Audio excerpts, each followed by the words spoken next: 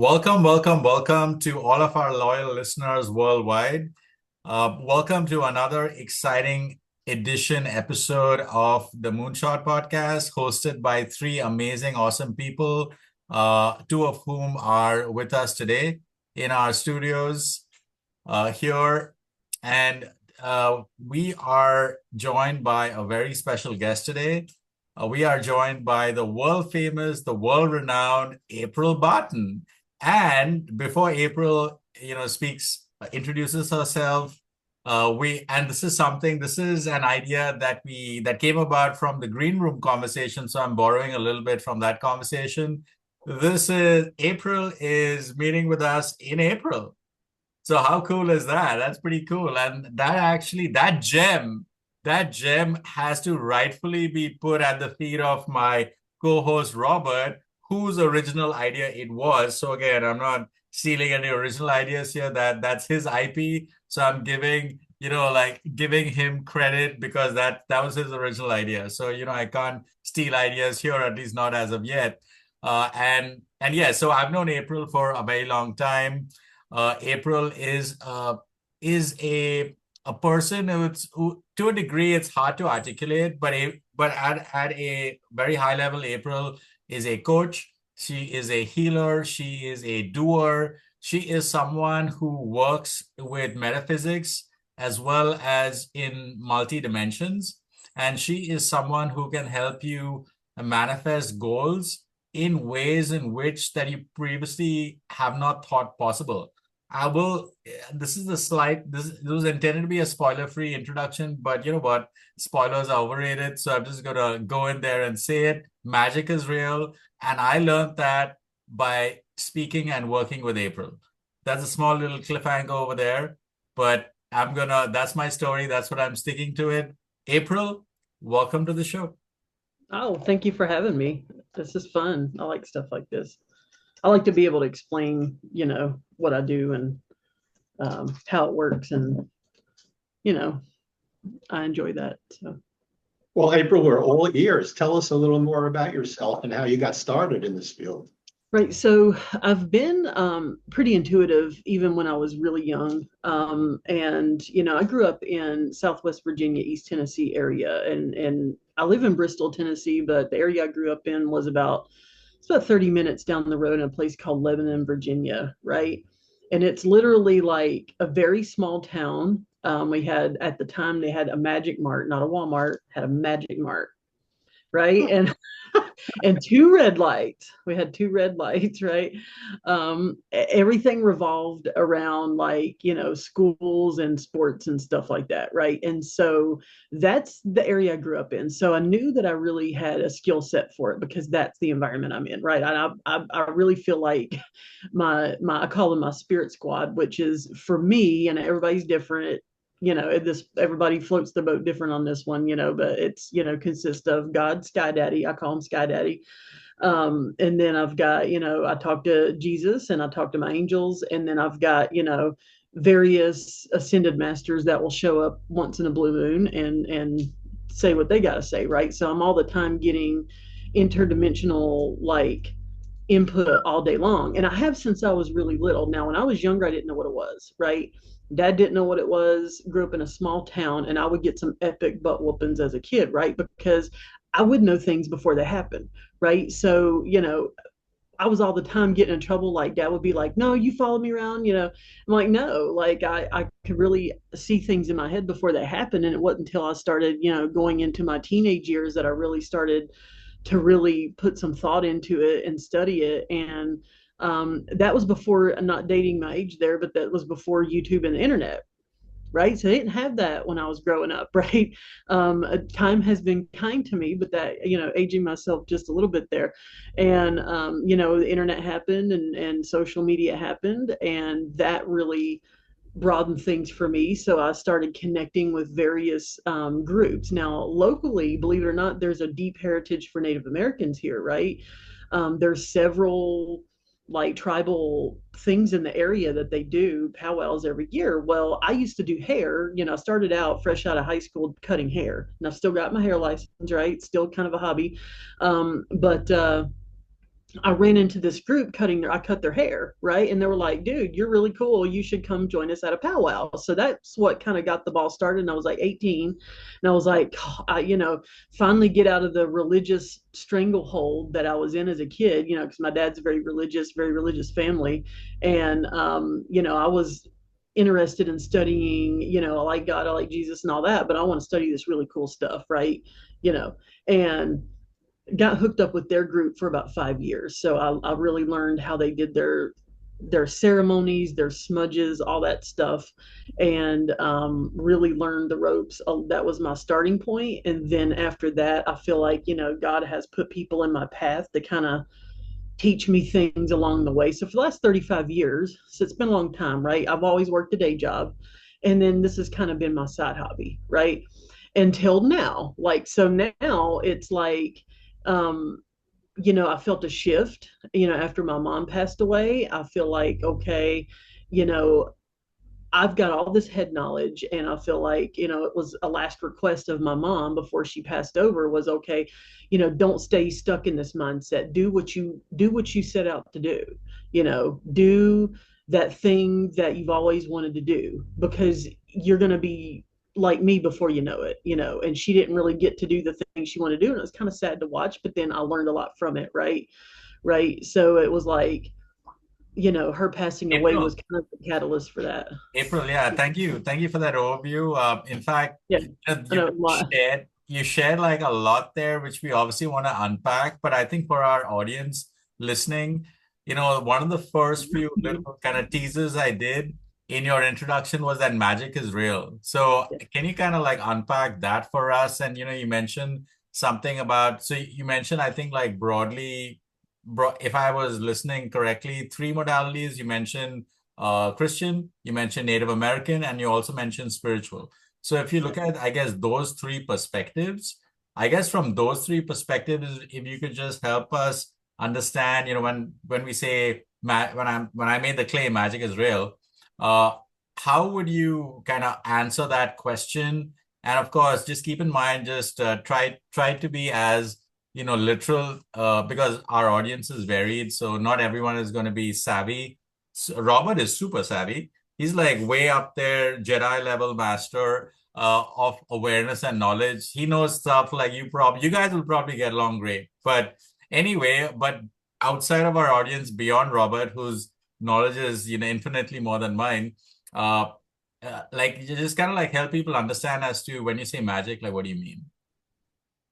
So when people say magic, I think it in more practical terms. Like, I don't think like Disney movie. If I could just be really honest with that, right? Like, I'm not waving a magic wand. Like, I'm actually a pretty logical person, and my day job is a very logical type of job, right?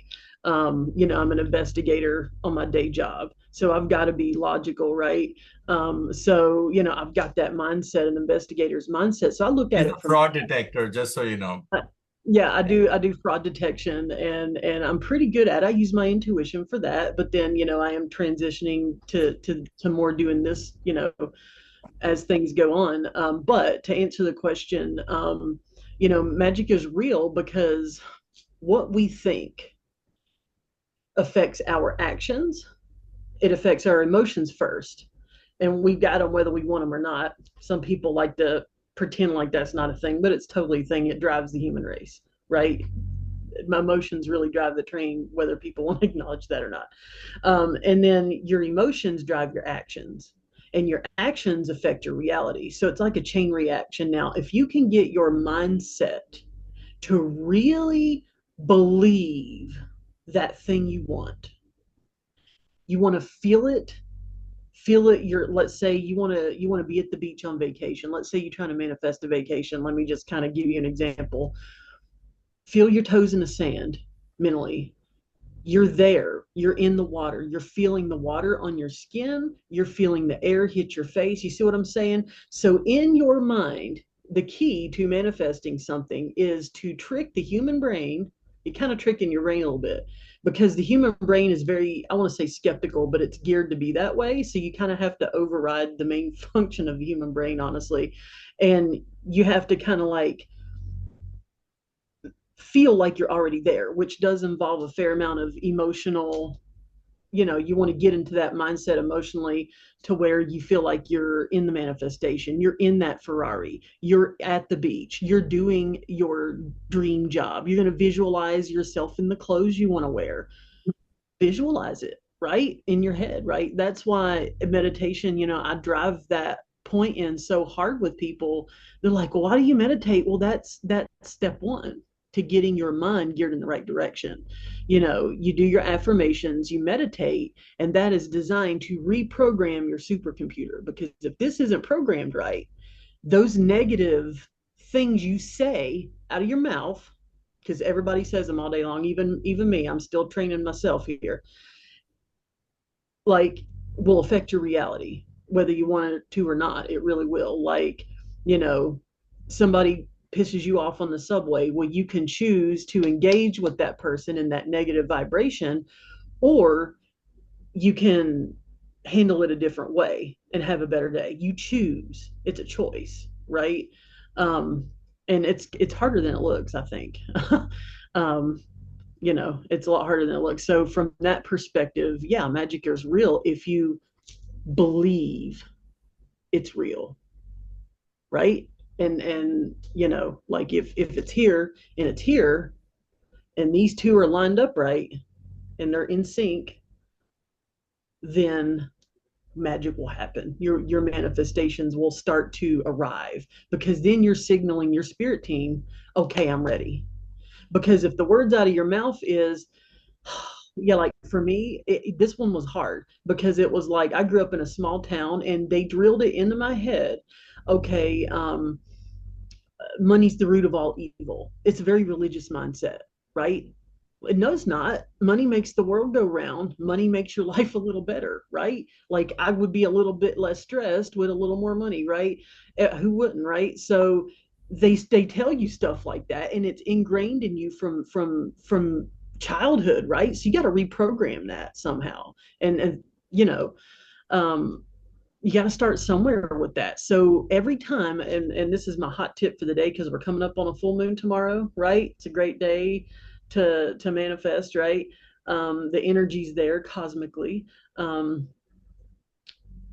want to get it in your mind, right? What you're trying to manifest, right? And you may be thinking, well, this is bullshit. Like that thing in your brain, and my investigator brain kicks in. I'm like, this is some bullshit, right? But then that's when the override switch needs to kick in. What can you tell yourself instead to help manifest that thing in your life? So instead of saying, okay, I'm from a small town and I'll always be poor, I can tell myself instead, I am worthy to be blessed. I am not a mistake. I deserve to be loved, healthy, wealthy, and wise. Bam. Don't that sound better? It even feels better saying it. You know what I mean? Like, say it in front of a mirror. That's a real thing, right? Mirrors are portals, whether you want to know it or not. Stand in front of the mirror and say it, and see how that doesn't affect you mentally. Like that one's a hot tip for the day too. Do it in front of a mirror every day and see if things don't start to move and shift. Just those three simple phrases every day for like a month, and see what happens. People start liking you. The person that hated you at work will start shaking your hand and be like, hey, you want to go for a coffee? Because you've changed your vibration, and therefore they're going to change. Human beings are vibrational beings, right? We feel each other's vibes, right? So when you change your vibration, that's going to change how people affect you, which will ultimately affect your wallet, because maybe one of those people at work will affect your promotion. You change your vibe, you change your mindset, you change how you see things, people will start to react to you different, and you'll get those opportunities that you've been wanting, right? But until you change your mindset, the magic's not going to happen. You're going to be stuck in a hamster wheel, is what I call it.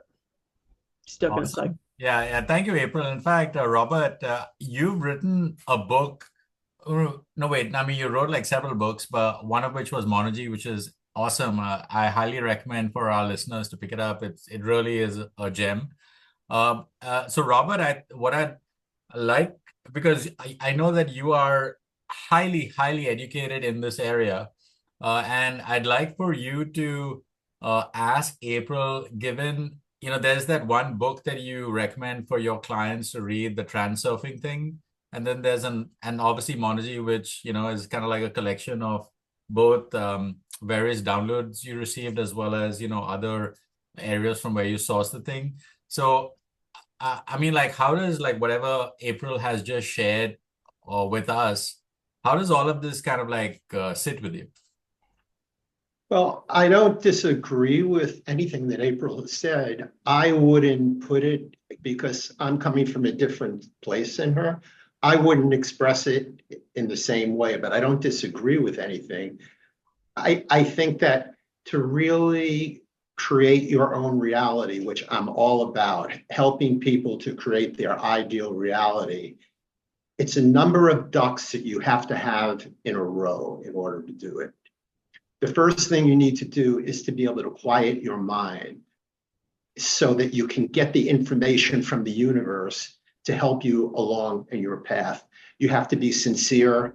You have to be aware that everybody you meet is a reflection of you. And you have to learn to treat everybody and everything with the utmost respect. And this is something that the average person is loathsome to do in our society, because it's a very difficult thing to show that respect, even if somebody slights you or puts you down, to respond with love rather than hatred, rather than resentment. And the key to, in my opinion, to get on the road to creating your ideal reality or manifesting it, as April said, is to try and eliminate all negative thoughts from your mind. And that's a really difficult thing for us to do as human beings. I find it difficult to do. The reason being is that from an evolutionary standpoint, human beings are programmed for this fight or flight response. And this is what tricks people up. And if you look at the world events, especially the times we're living in, fear is omnipresent, and it's so easy for people to get on a fear track about almost anything. It really takes a lot to go within, find the love within yourself, and come from that place of love in every encounter in your day. This is what I think is absolutely necessary to get on the track to creating the reality that you want. And the other thing that I would add, April, you talk about money and that where you grew up, money was looked at as a sin or something like that. I believe that money is just a byproduct of doing the right thing. It's not a goal in and of itself. It's a byproduct. When you're really in that certain zone and you feel good about everything that you're doing for most of your day, you don't have to worry about money. It will come to you. And that's another thing. That's a leap of faith that a lot of people have difficulty with, and to be consistently there for other people, to show the love in your heart in every situation.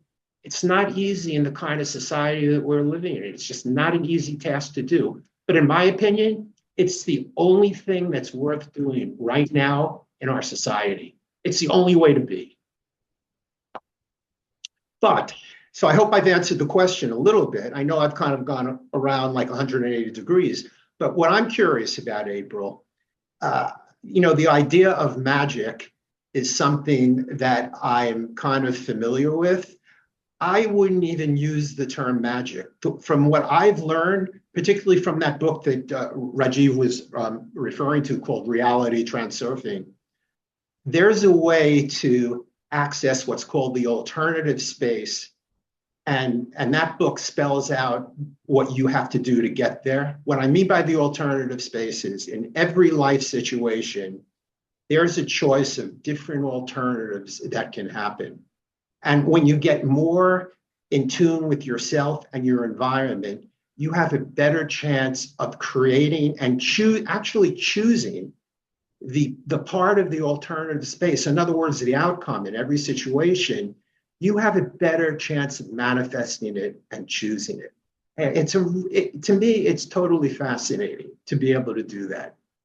But what I wanted to ask April is, and this is something that I am completely unfamiliar with, is if she could tell us some of the things she learned from her 5 years with the Native Americans. and intuitively what she feels about them, whether they're more connected than modern men, et cetera, et cetera. I would love to hear what you have to say about that. They are infinitely light years ahead of us. They like their methods are so down pat, like and they like I thought I would get a lot of resistance just from physical appearance alone, right? Because that's a pretty hot topic, right? Sure. You know, regardless of genetics, which I do have genetically, I do have that on my dad's side of the family, right? But physically looking at me wouldn't know that, right? Unless you're looking at a DNA test, right? Sure. But learning from them, they implement the chakra system, like your energy centers. They have different names for them, but they're the same things. And basically, the group I was with was very well versed in all the terminology. So they're like, this is they would tell me the native word for it. And then they would tell me, okay, they would translate it to English. So I was actually getting a bit of a download with their language that they were speaking there. They were already tuned in, like we're just now hopping on the well, we've been on it a few years now, but like interdimensional beings, that's been in their culture for thousands of years, and it's ingrained into their ceremonies and everything, right? For it's been that way for a long time, right? So I felt very comfortable talking about my experiences with that with them. They're the only groups for like a 30-year time span that I could actually talk about it with. Everybody else just looks at you like you need a paddy wagon and a pill, you know. Right. And I'm like, well, welcome to the party. We've been here 30 years. Like, welcome to the crazy train, you know. Like we've been riding on it for a while. All aboard. But they do something called lodge. I got to do that. Basically, it's like a healing ceremony, and they use water and they use stones that they heat up, and then they say a series of things in their language, and then you actually, like, it's almost like they're opening up a portal to heaven, and you get to actually talk to God, which is what I did. And I felt like an instantaneous download, and I actually got to share that with the group. Afterwards, they get in a circle, and then you tell your experience. And I had a great experience. Now, not everybody there had the most happy experience. Some people there was like, I don't know how I feel about this. And, but for me, I would see orbs, and I was seeing the galaxies and the stars, and I felt like I was getting a whole download. For me, I did, and yeah. Thank you for that. I mean, that's like, wow, it just sounds like very sci-fi and something which I'm sure I might have seen on an episode of Carl Sagan's like Universe TV show from way back when in the 80s. The question that I have for you, April, is that a little birdie told me that you've been involved to a degree in spiritual warfare, exorcisms even. I mean, again, that is a deeply mystical kind of a thing. We see it dramatized in Hollywood in a variety of ways, and people think about it only like one way.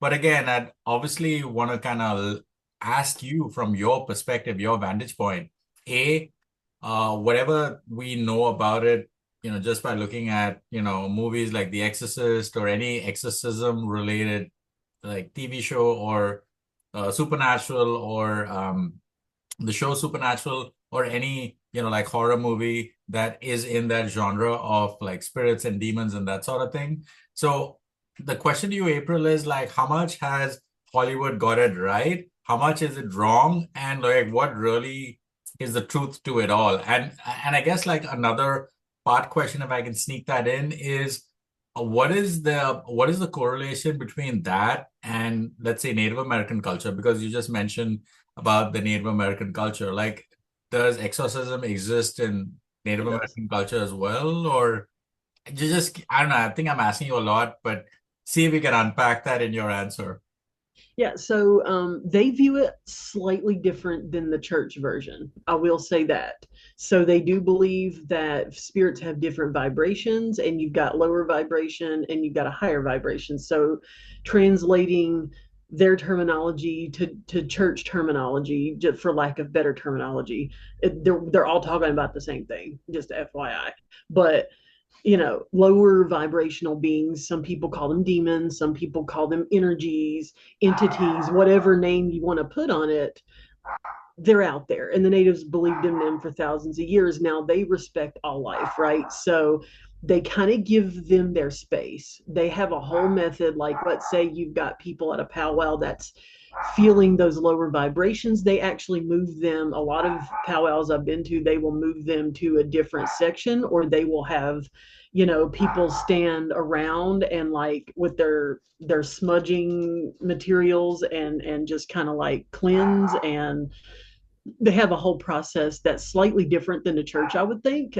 They just kind of let them experience it, versus like you do it in a church, they're going to try to get it out of a person. And sometimes I don't recommend that, because you don't know where that person's mindset is at, right? Because the issue there is, if you pull that out of a person, that they're used to feeling that lower vibration, if they haven't learned to change their vibration level and you pull that out energetically, then there's a big hole right there, right in their energy field, and you got to fill it back up with something. So if a person's not trained properly, that could really get very dangerous for a person, and they can really have a lot of issues mentally, right? Which has happened, right? Hollywood got that part pretty nailed right on the nail. Now, I have not seen anybody levitate. I have seen it, like, I've not personally seen that with my eyes, but now I've seen some weird stuff. So I'm not saying that's not possible, because I have seen videos and things. My mentor has personally watched a resurrection. Like she passed away, but I got to watch her participate in that and learn some skills from her, right? But some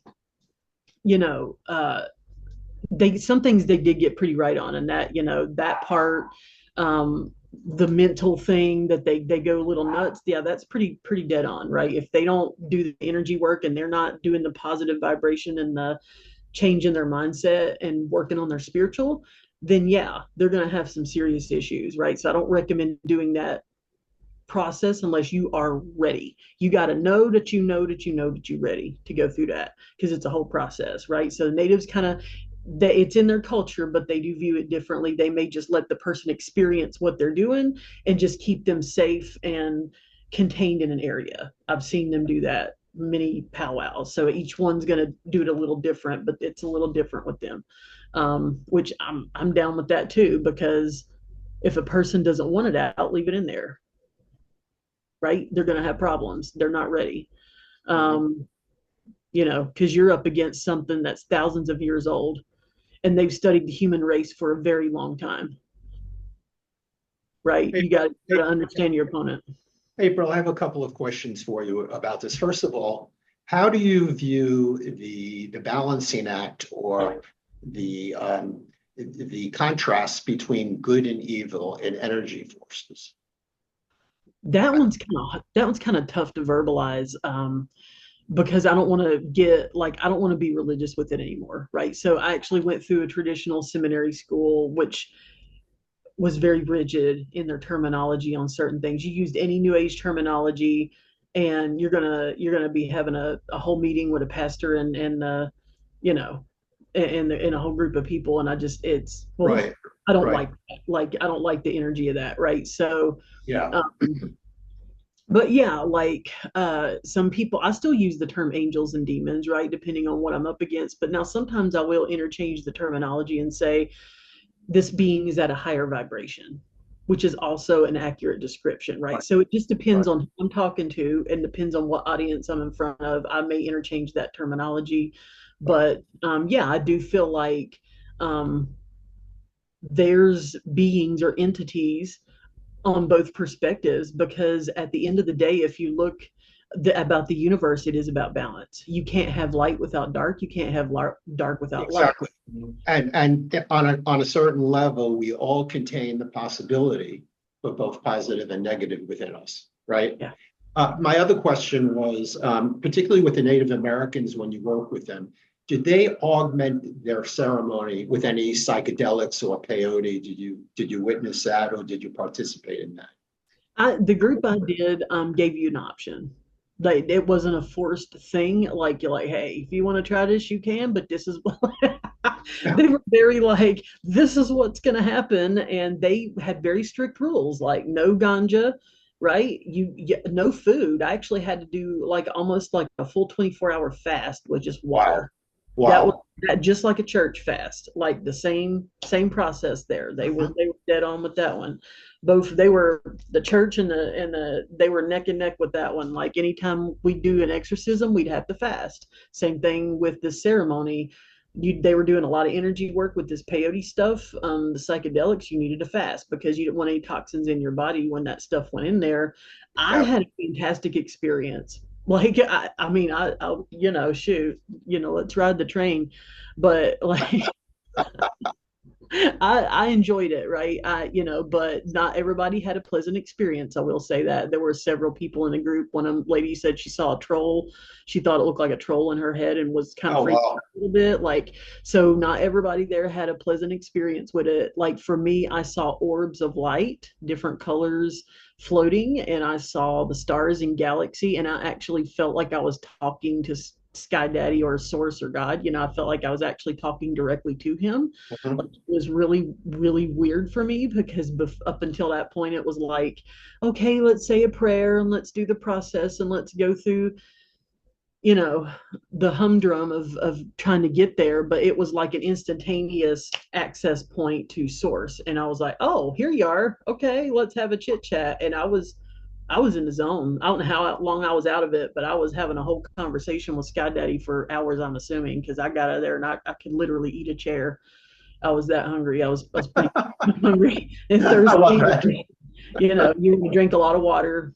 Yeah. You're gonna sweat. They won't let you wear any jewelry, no underwear. Like that was different. I wasn't ready for that one.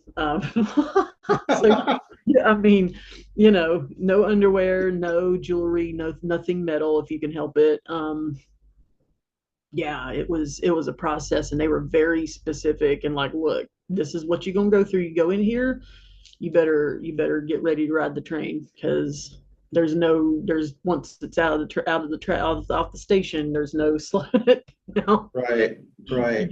But I had a good How long does that last, the vision or whatever?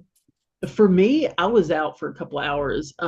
Like I guess that depends on your metabolism and how often you do it. Right. Like I've never done that before. Like I had maybe done some recreational back in the day.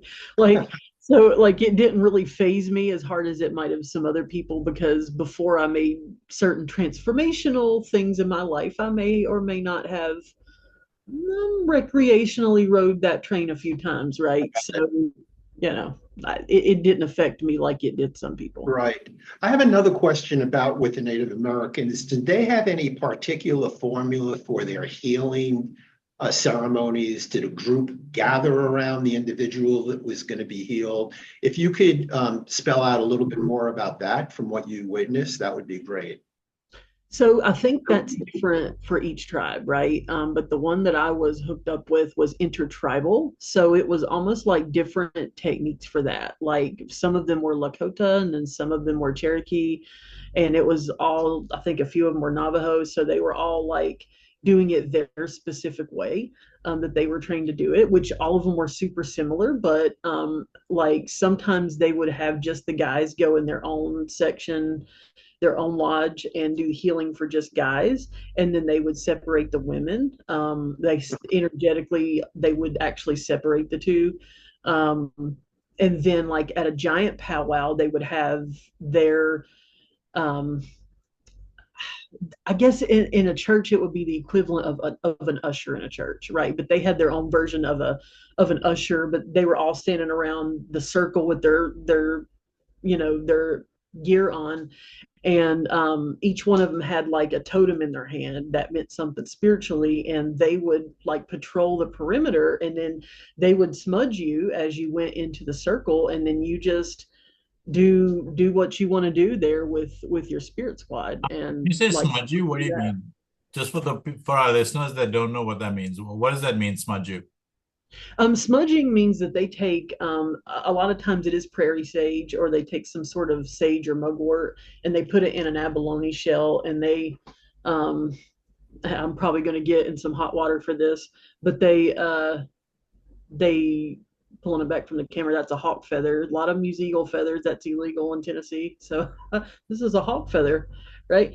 But yeah, you fan it, the smoke, and the smoke cleanses you. So they use the elements a lot, like Gotcha. Okay. cleansing in a bath. Now, they used each one of a ceremony for each element. I actually did at least two of them that I remember. The smoke cleansing or the smudging was using the element of air and fire. So that's two, right? And then they actually had their own version of a baptism, but they do it once a year. That was really cool. They call it going to river, and they have the chief and however many people he wants to have in the river there with you, and it was really cold. They picked like the coldest time of the year, which I guess mean like for them it was like, okay, how bad do you want this cleansing? Because you got to get in there with nothing but a swimsuit on and 20-degree like river water, and you got to get right with your with your spirit squad and like connect with Sky Daddy, and that was really really hard. Like I actually struggled with that one, and I actually could feel myself holding on to the trauma. And I remember looking over at, it was Chief and his wife, and she was holding me, like actually hugging me, and she's like, you gotta let that go. She's like, we can't get out of this river until you let it go, and we're freezing, we're cold, everybody was, but in that, it did something to my body, the cold water hitting and the sounds and their praying and in their language, it clicked in my brain, and I could feel it slowly release that trauma, that negative fear-based energy. I could feel it like wash away with the river. It was the coolest. That if I could do that one again, I'd do it. Like I would bring a heating blanket, the generator. Like, they actually had, heating blankets hooked up to like campers and stuff, like they were aware, okay, it's really cold. It was like right at the end of winter, early spring, I think was the time frame. So now would be a great time to do that, to go to river if you wanted to. They said anybody could really do it. Like, honestly, you don't need to do it with, they did mention that. They're like, if you like this, you can do this once a year, around this time of year, I think around spring equinox. And then you just take yourself to river and have fun freezing. That's using the element of water and earth, right? Mhm. Interesting. Yeah. April, so you kind of like mentioned obviously like many things, and again, I'm just trying my best to sort of, because everything that you said is like amazing and awesome and is deep and is we could easily have like an entire episode just on that one like germ of information, right? So Yeah. like just to kind of keep it, I guess, sort of like super high level for our listeners today. So you mentioned something else called the spirit team and the spirit squad. So again, just to kind of like break that down for our listeners, like what does that mean? Does it mean, like, again, not to make light of your gifts because your gifts are very real, but is it like that your Night Shyamalan movie, I see dead people? Is it like that, or is it you hear voices, or like just tell us like what that experience is like, and yeah, I don't know, it might be hard to put into words, but try. Yeah, I'm sure you can. Yeah. Yeah. So this is going to be different for everybody, right? Everybody's on a different level with this one. For me, I've been full throttle since I was a kid, which means all of my clairs are activated, is the new age term, right? Like, so I hear them, I see them with my mind's eye, I see them with my physical eyes, which freaks me out still sometimes, even though and it's real fast. Like they're not just going to sit there and hover, right? It's going to be like a real quick, and maybe you've seen it and not realized it. Like you I've seen see that a few times. Yeah. out of the corner of your eyeball, Yeah. you're actually seeing Yeah. their interdimensional realms, and you're seeing that out of your eyeball, right? That's what's happening. In my opinion, let me just say that everybody's got their own opinion, not forcing my opinion on somebody, right? But from my experience, from what I've experienced, I will get downloads. I'll get song lyrics. I will get them. How I know it's my spirit team communicating, I'll get it over and over and over. Like, for example, I'll hear a song on my Spotify, and then I'll get in the car and I'll turn on the radio and it's the same song. And then I'll get it to the gym at the Planet Fitness and it's the same song. And then I'll go into the Walmart and gee golly, it's that same song playing. that could be a synchronicity from your spirit team trying to get you a memo. Like that, they do that all the time. Like repeating numbers. I work with numbers in my day job, right? They will hijack a computer in a heartbeat. Like I'm telling you, I've actually got videos I've sent to my supervisor. I'm like, what is this? Do we need holy water on the computer? Like they got it on video, like the screen typing it by itself, and number sequences over and over and over and over and over. Like they will get you a message somehow. Now the key is, it's almost, I call it cosmic Pictionary. I've affectionately called it that because they're in a different dimension, right? So sometimes communication is a process. You have to learn their language and they have to learn how you communicate, right? So I recommend people write it down. When you get those synchronicities and those things happening, those are memos from your spirit squad, whether you know it or not. Start writing them down. And then over time, go back and review your notes, time it, date it. What was the theme? What was the message? What did you think the message was? Did you get colors? Did you get an impression? Did you get gloom and doom? What were you getting, especially with dreams, right? Start writing those down because they communicate with me through dreams too. More in dreams for me. Like I can actually surf through the dream and I can change the dream. I can lucid dream at this point. And yeah, so start writing the stuff down. You can actually start to communicate with your spirit team and learn how they communicate with you. Maybe they're trying to get you that job, or maybe they're trying to get you, find that person you're trying to find. Maybe they're trying to get that message to you. They're over here, but you're not quite understanding their language. You gotta tune your internal radio to their frequency, right? And that takes time, and I've been wide open since I was like 5 years old, right? So like I've been learning how to communicate for years. So yeah, yeah. I totally agree with you. And I've come to realize that I think, human beings love to project certain things onto other people. That's part of our conditioning. One of the ideas that I have found to be complete hogwash is when somebody is by themselves, humans like to say, oh, you're going to be so lonely. The truth of the matter is nobody is ever alone. We're all surrounded by entities. This is what I've come to understand. And it's just a question of, like you said, learning how to communicate with them. We all have guardian angels. We all have forces that are steering us in one direction or another. And once we're in sync with them, it's amazing what can happen. So I totally agree with you. But that's an interesting thing that I just said, I think. Nobody is ever alone. Nobody is ever alone.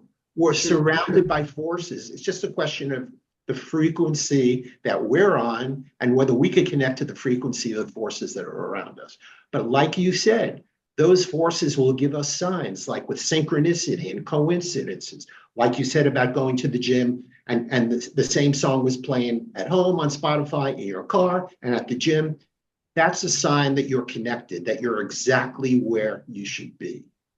And I think we should all start to look for those signs and sort of ride the waves, enjoy the existence of these forces, learn to enjoy them and work with them.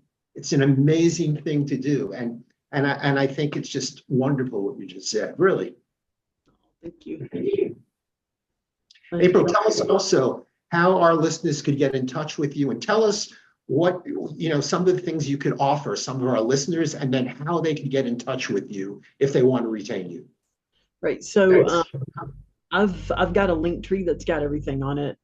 So I would recommend the two platforms I would recommend right now. Now I'm in the process of building a website. I've got the domain name secured. The name of the business is Soul Brush Awakening. Right. I actually do art too. Like I do channeled art, and it's almost like automatic writing, but with a paintbrush.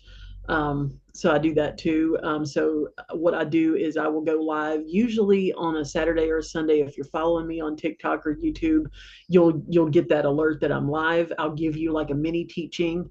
And then if I've got enough interest, then I will schedule like a Zoom class to dive deeper into it. Because there's only so much that they'll let you do on a social media platform these days. So I actually schedule a Zoom meeting, and then my link tree's got all those links on it. So when you click on that, you'll follow my socials, and then you'll get the link to the Zoom. And then if you want to schedule time with me, like a one-on-one consultation, that's on my calendar. You can schedule time, and we can see where you're at, and I'll listen, and we'll take it from there. The services. I do a monthly service, trying to build a monthly subscription based service, because I find that just one healing session isn't enough for people. There's an education involved, and that's going to take me time to figure out where you're at. Everybody's going to be on a different level. So I do have a teaching background, and everybody learns different, right? So, Yes. I've got materials.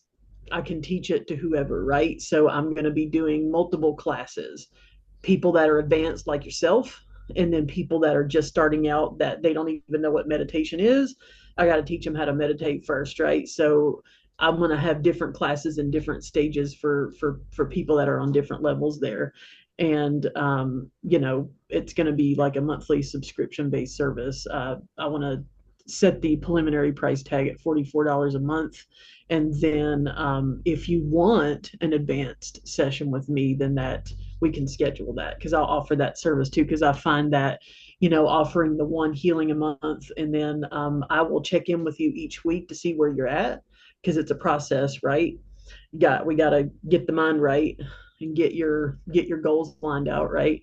It's a process. And so I'll be checking in on you every week. We'll do one healing a month. And then I do healing sessions in the group sessions too in the Zoom, right? So I will do like a group healing usually after the teaching. And then I'll record it so you get access to that playback and everything. So that's where I'm at with it right now. Now I do work a lot with like metaphysics, and this kind of dives into, I don't know if everybody's comfortable with this or not, but I'm really into like candles and oils, and I love that stuff, right? So I'm actually in the process of like getting my line together to like, okay, I've got some candles and some oils that can assist you visually and to help you meditate. And I've got that coming down the pipeline too. So like, Okay. Do you want to repeat the place where people would go to reach you, just so we have it again? Yeah, it's on my link tree. I would have to actually put that. What is your link tree address? Let me get it for you here. Yeah. All right. Let me get it. All right. So my link tree it's the HTTPS and then the two dots, the backslash link tr.ee/APRILBART is the end tagline there on the link tree. And I will. Right. Is there any email for people to reach you that might be easier? Yeah, you can do aprilbarton@mail.com. So that's pretty easy. Yeah. Okay. So excellent. My first name, my last name at MAIL, not Gmail. It's MAIL.com. Perfect. Well, we're coming to the end of the broadcast, and it's been a totally fascinating one. I have to say that I could speak about this stuff and listen to you for hours. It has been really illuminating for me. I've enjoyed it so much. I want to thank you again for appearing on our podcast. Rajiv, do you have any final words? Yeah, I mean, April, thanks a ton for squeezing us into your busy schedule. And we'd obviously love to have you again at a future time, because I think our other co-host, Josue, who isn't with us today, I think his perspective would be interesting as well, because he also is deeply spiritual. I think that's the one commonality that all of us have. So I definitely would like to, have a chance for him to, ask you some interesting questions as well. So I hope that we can make that happen in the future. Definitely. And I'll put those links in the chat too. If anybody tunes in or is like, well, what'd she say?